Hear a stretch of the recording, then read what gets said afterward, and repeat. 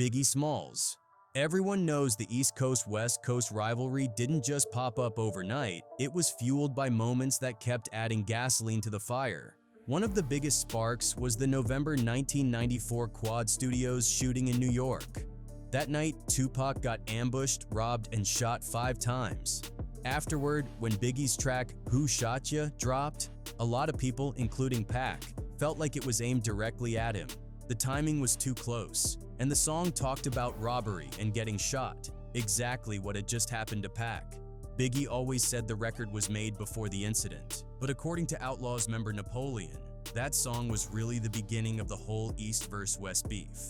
Whoever told him to release Who Shot You while Pac just got shot is also, that's pretty, I believe that probably was the beginning of the East Coast West Coast beef. Like, even because Pac just got shot and all of a sudden a song come out, Who Shot You, and it's talking about a robbery and getting shot. It's almost like, you know, that wasn't even wise. Fast forward to March 25th, 1997. Just 16 days after Biggie himself was murdered, his double album, Life After Death, was released. On it was a track called Long Kiss Goodnight, and that song immediately became a lightning rod for controversy. Fans and industry folks couldn't help but feel like it was a subtle diss aimed straight at Tupac. The lyrics seemed too specific to ignore. Biggie mentioned things that tied back to Pac, like Ain't Mad at Cha, the title of a Pac record, Laugh Now, Cry Later, a phrase heavily associated with Pac in the West Coast, and even the line about Blood Flood Your Dungarees, when Pac was known for rocking dungarees all the time. Even the title Long Kiss Goodnight made people suspicious, since a movie by that same name came out a month after Pac's death. Lil Cease, Biggie's right-hand man from Junior Mafia, gave conflicting stories over the years. In 2014, he admitted the song was about Pac, but claimed it was written way back around the Quad shooting in '94. But by 2022, Cease downplayed everything, saying people just don't know what they're talking about, because unlike Pac's Hit 'Em Up, Biggie never mentioned Pac's name directly. Hit 'Em Up was a diss record, right? He said my name, he said Junior Mafia name, he said Faith name, he said Biggie name, he said Puffy name. That was a diss song. Still, no matter what Cease said, one thing stuck out. After Pac's death, Biggie actually performed parts of Long Kiss Goodnight live on an LA radio station. Considering the climate at the time, a lot of people felt that was insanely disrespectful. The record and Biggie's choice to perform it only added fuel to a feud that had already cost lives. Tupac, a man named Randy Stretch Walker, was one of Tupac's closest friends in the early 90s and even rolled with him in Thug Life.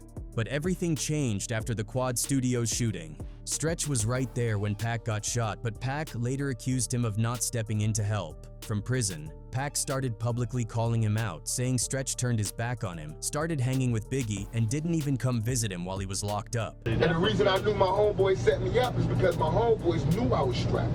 The dudes came straight for me. My homeboys is behind it. Like they running for swag, my homeboys behind and they didn't do nothing. All they had to do was grab and I could have bust. But they got guns so coming for me sitting there. And they said get, and these niggas dropped to the floor. I knew it was a setup. Stretch later tried to clear the air in a 1995 Vibe interview. He basically said, "What did you expect me to do? I didn't have a gun, and I'm not gonna stop bullets with my body." He also felt Pac was wrong for airing their business in public. In his words, Pac should have kept it in the street. But just a year after the shooting, Stretch was murdered in Queens. Then, when Pac dropped the Don Killuminati, the 7-day theory after his own death, he made sure to address Stretch directly on the song Against All Odds. He raps, "And that dude that was down for me, rest the dead. Switched sides, guess his new friends wanted him dead. Probably be the ish that I said. I bring the real, be a legend, breathin' or dead." Years later, Dexter Isaac, a man who admitted to being one of the shooters in the Quad incident, added even more fuel to the story. In 2018, he claimed Stretch actually helped set up Pac, working with Jimmy Henchman and allegedly getting paid $2,500 and a quarter brick of cocaine for playing a role in the ambush. 69th. Tekashi is one of the most polarizing figures in hip-hop, a guy who built his entire brand off trolling and disrespecting other artists. After getting off house arrest in August 2020, ankle monitor finally gone, he wasted no time jumping back into controversy. This was right after the rap world had lost some huge names. Pop Smoke had been earlier that year in February. Nipsey Hussle was in 2019, and XXXTentacion was shot in 2018. On his first Instagram Live back home in Brooklyn, 69 decided to address the criticism about him rolling with heavy security. Instead of brushing it off, he doubled down. He basically said, "Everybody wants to know why I got so much security. Why your favorite rapper's dead right now with bullet holes in their face." A lot of people want to say, yo, why you always around a whole bunch of security? Why you always run? Why your favorite rapper dead right now with bullet holes in his face? What you talking about? Then he flat out mocked the situation, saying he wasn't Pop Smoke, he wasn't gonna get caught lacking. He told fans if they really loved their favorite rappers like X or Nipsey, they should have loved security too, because if those guys had protection, they'd still be alive. Talking about, oh, 6ix9ine be with security. Duh. What you think I want to be these dead? You think I want to be added to the who died? The internet went crazy. People called it disrespectful, clout chasing, and flat out disgusting. To mock dead rappers who were still loved by millions was crossing a line for most. Dr. Dre Dissing Eazy-E. Dre never went on a campaign dissing Eazy after his death. In fact, years later in 2015, when the Straight Outta Compton movie was out, Dre sat down with Big Boy TV and revealed that before Eazy passed, they actually started patching things up. According to Dre, they even talked about putting NWA back together just weeks before Eazy suddenly got sick. Dre said he went to the hospital to see him on life support, leaned in, and whispered some words in his ear. I was so fortunate to be able to get on the phone with him and talk about maybe putting the NWA back together, and we chopped it up about old times and what have you. So the last time I actually saw him, he didn't know I was in the room. He was on life support, you know, so I just reached down and whispered a few words in his ear. But rewind back to 1993. When Snoop Dogg dropped his classic debut album, Doggy Style. There was a little skit on there called House Party that turned out to be pretty controversial. In it, you hear Dre and Daz Dillinger talking, and Daz asks, "Yo, what's up with them dudes that was on TV dissing you?" Dre shoots back with, "Man, F them, I ain't thinking about that old ish." Then Daz piles on, calling them Busta A, HIV Uzi Azzy Mother F. Dre finishes the jab with a slick wordplay, saying, "Yo yo yo Daz, easy come, easy." What's up with that was on the TV dissing you? Man, I ain't thinking about that old man. HIV. Yo yo Daz, easy come, easy. This was 2 years before the world even knew about Eazy's HIV diagnosis. So when people revisited that skit after his death, it left a sour taste. Blac Youngsta dissing Young Dolph. Blac Youngsta. Memphis has always had its own internal politics in rap, and one of the most heated feuds came from Blac Youngsta and Young Dolph. The tension started because Dolph refused to sign with Yo Gotti's CMG label and instead doubled down on building his own empire. That move didn't sit right with Gotti and Blac Youngsta. Being Gotti's artist, he jumped headfirst into the beef. Dolph then dropped his debut album King of Memphis, which looked like a direct challenge to Gotti's title as the city's top dog. Man, I'ma keep this G, bro. You a soft ass, you nice ass. If you got a problem, say you got a problem. Shake ass. Ain't no king of Memphis, ain't king of South Memphis, he ain't from the city. Sadly, Dolph was murdered in Memphis on November 17, 2021. Just 1 month later, on December 17th, Blac Youngsta stirred up major controversy when he performed his old diss track Shake Some in Dallas, with the lines, "How the F you the king of Memphis, you ain't from the city, you from Chicago. F-boy, you better lay low, killers move when I say so." And, "Dolph, you ain't put in no work, you a on the low, talking about you the plug best friend dude, you ain't selling no work." Then just 3 days later, on December 20th, Youngsta dropped the video for I'm Assuming. The setting was a cemetery, and one scene showed him rapping in front of a crypt with the name Thornton carved into it. Considering Dolph's real name was Adolph Thornton Jr., that came across like a deliberate posthumous diss. Fans were furious. But to really understand why Youngsta doubled down, you gotta look at their history. Back in 2017, Dolph survived a brazen attempt on his life when his bulletproof SUV was sprayed with over 100 rounds in Charlotte, North Carolina. I'm standing up there, I seen him pull off right here. Yeah, pull off right here. Bro, a truck came from right here and pulled up and slammed on brakes. Ain't like a movie, bro. Yeah. Blac Youngsta was arrested and charged for that shooting. 6 counts of discharging a weapon into an occupied vehicle and conspiracy. But the case fell apart and charges were dropped in 2019. So when Dolph died in 2021 and Youngsta didn't back off the disrespect, people connected the dots. Youngsta caught heavy backlash online, but he didn't care. He basically said he'd lost too many people in the beef already and he wasn't gonna stop applying pressure. Benzino dissing proof. Eminem's best friend. Benzino. Now this one is different but just as controversial. Everybody knows Benzino and Eminem's feud is one of the longest running in hip-hop. It goes back to the early 2000s when Benzino, as co-owner of The Source magazine, tried to use his platform to tear Eminem down. M destroyed him in the battle with classics like Nail in the Coffin and The Sauce, and most people thought it was dead and buried. But in 2024, the beef sparked up again. Eminem dropped his project Doomsday 2, and Benzino responded with a diss track called Vulturious. And this time, he crossed a serious line. In the song, Benzino referenced Proof, Eminem's childhood best friend, fellow D12 member, who was tragically killed in 2006. The lyric went, "He said 12, D12, couldn't spin the block for Proof." The backlash was immediate. Fans and blogs blasted Benzino, calling it disrespectful and weak. One Reddit user said, "Imagine being so UC you make fun of how Proof died instead of properly going against M." Benzino then tried to clean it up afterward, saying he didn't even write the whole song.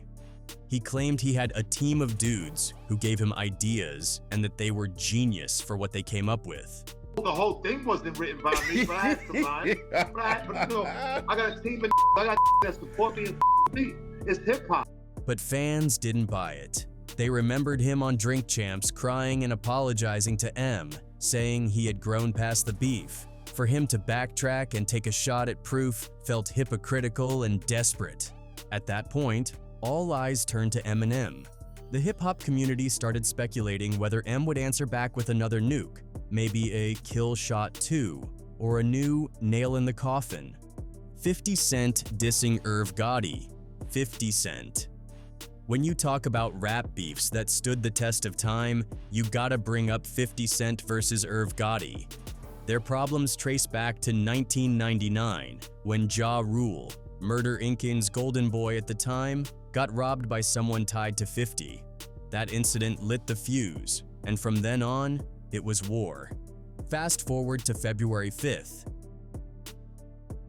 Gotti passes away at just 54 after battling strokes, diabetes, and other health issues. And 50 wasted no time. The moment he heard, he hopped on Instagram and trolled.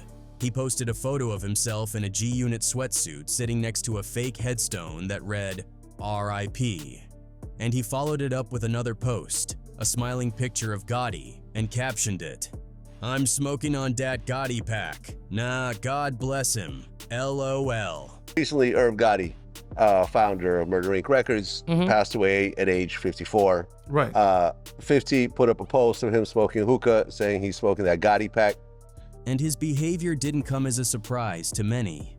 Admitted years back that he tried to blackball 50 from the music industry. He used his label and his connections to block deals and shut down opportunities. I blocked it until he fell into M and Dre's lap.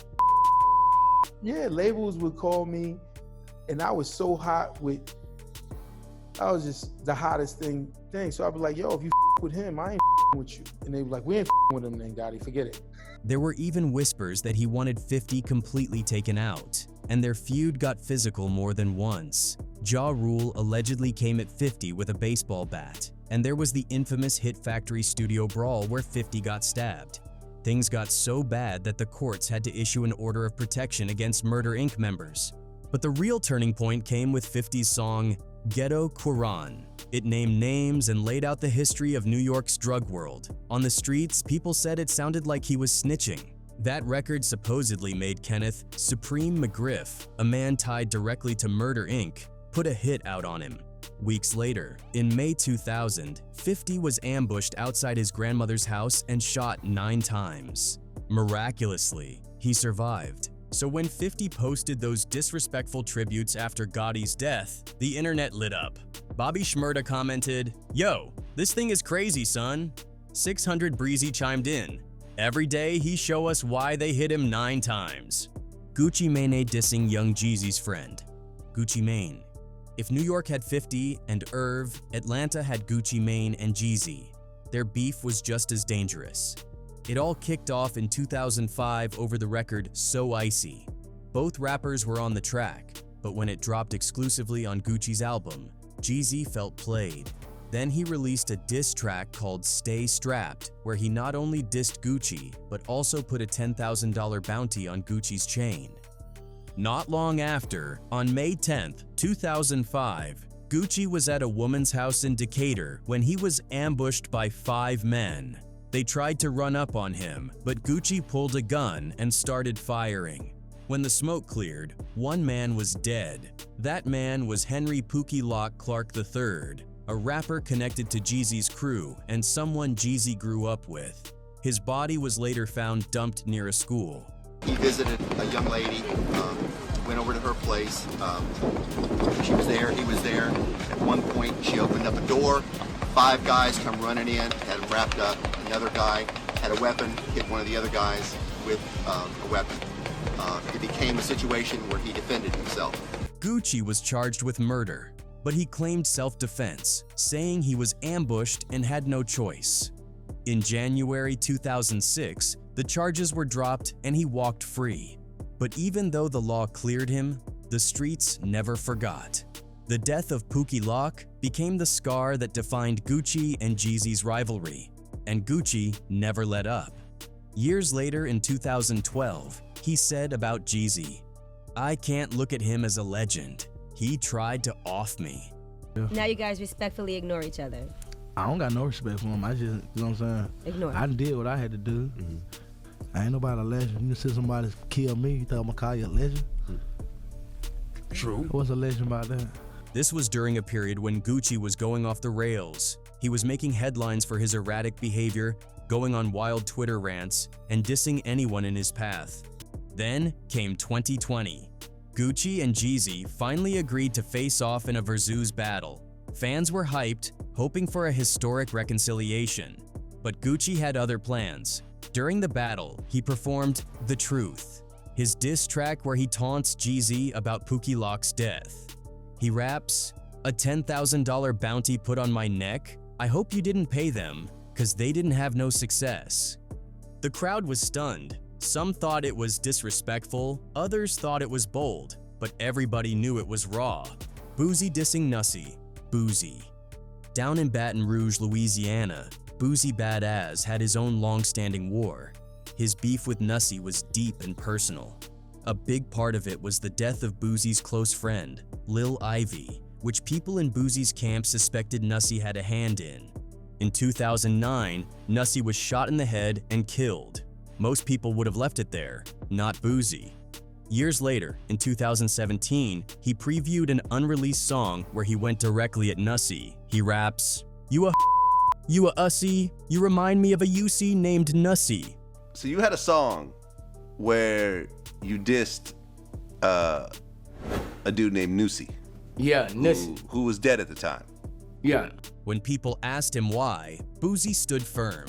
He said, "Death doesn't erase what a man did when he was alive. If they were enemies before, they stayed enemies after." He admitted he made the track to stir up some ish and get attention for his album. He even acknowledged it might hurt family members, but his attitude was, "This is me, this is my truth, and I'm not changing." Hated me up. I don't see why people, if you felt that way when they go to the grave, you feel a different way. If I felt you while you was living. This dead. Fans were split. On Reddit and social media, some called him a coward for waiting until Nussie couldn't respond. They said maybe Boosie feared him when he was alive. Others defended him, saying Nussie was tied to the death of Boosie's friends, so why should Boosie show fake respect?